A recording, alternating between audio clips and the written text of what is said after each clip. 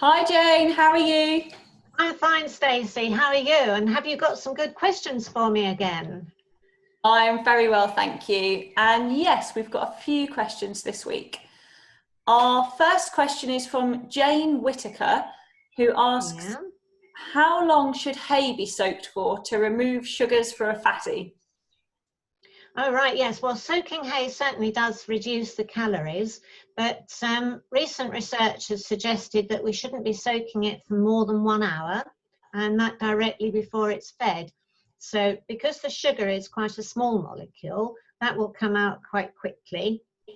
If we soak it for more than an hour, we risk taking out nutrition that is much more valuable to the horse than the sugar is. And also, the longer the hay is wet, the greater the chance of it getting acid-producing bacteria forming in it. In other words, it starts to go off, and particularly now we're into the warmer weather.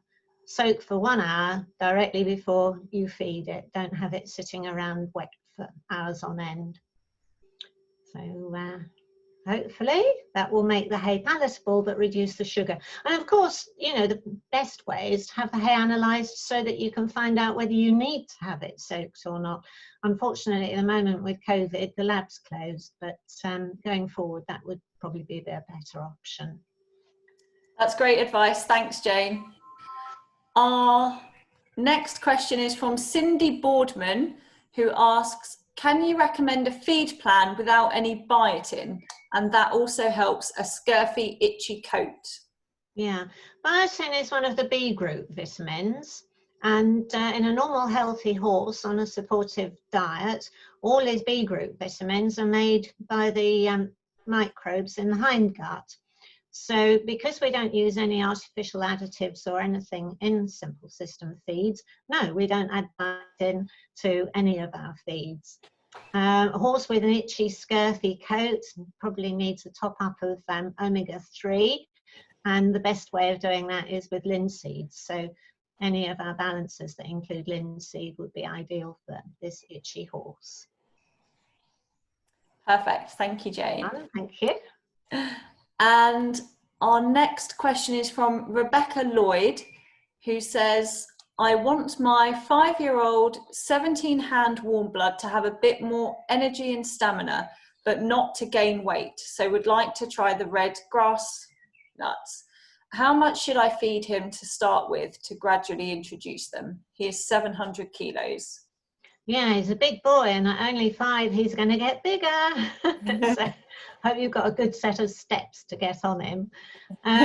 The red bag grass pellets are certainly our highest energy feed, and if these are given directly before you ride him, that will fuel his work and he'll burn them off in his work, but that won't necessarily cause him to gain too much weight. So my suggestion would be start off with ½ kilo, soak them before you feed them, and perhaps mix them with some Build and Shine, and he can eat that while you're brushing off and tacking up, so that his stomach's lined and protected, he's fueled up, he'll feel comfortable, and we find that the target feeding actually can improve the way they go in their work. So that would be my suggestion. Do it as his target feed directly before work. And that target feed is absolutely safe and beneficial because this is forage, not grain-based feeds. Thank you, Jane. And Joyce Robertson asks, how do your grass nuts differ from other grass nut suppliers? Right, we're very particular about our grass nuts, and we do 3 different types, harvested at different stages of their growth to give different feed values. It's important that when the feed is soaked up and given to the horse, that there are particles in it that will give it some texture. So our blue bag grass pellets, for instance, or our hay care, when that's soaked up, there are bits in it. Some other pellets are finely milled before they're pelleted, so that there's much less texture in them. It hasn't got the bits, if you like, it's more like a smooth puree. We feel that the bits aid digestion, they help to keep the gut healthy, but they also provide something for the important gut microbes to get hold of. So that's how our grass nuts differ from others. We're very particular about our particle size. Thanks, Jane. And that's all of our questions from our customers this week. Have you had any interesting questions on the feed line? Yes, well, we've had a very long, very dry spell after a really ghastly wet winter.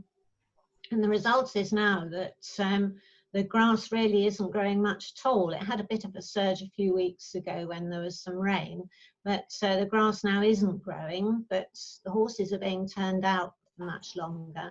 So there's an increased risk at the moment of the horses getting sand colic, which can also cover just soil colic. So when they're grazing very close to the ground, not only are they picking up all the grass that they can, but they're often ingesting soil with it. And this sand can lie in the large intestine and cause a form of colic, which we call sand colic, particularly a problem on very light and sandy soils. There's a product called psyllium, which helps to remove sand, but actually linseed is also really good at helping to remove sand. So if your horse is grazing very closely, or you're worried that he might be ingesting sand or soil with his grass, you can help to remove the sand by giving him a mash of a mug of instant linseed and half a bucket full of soaked pure beet.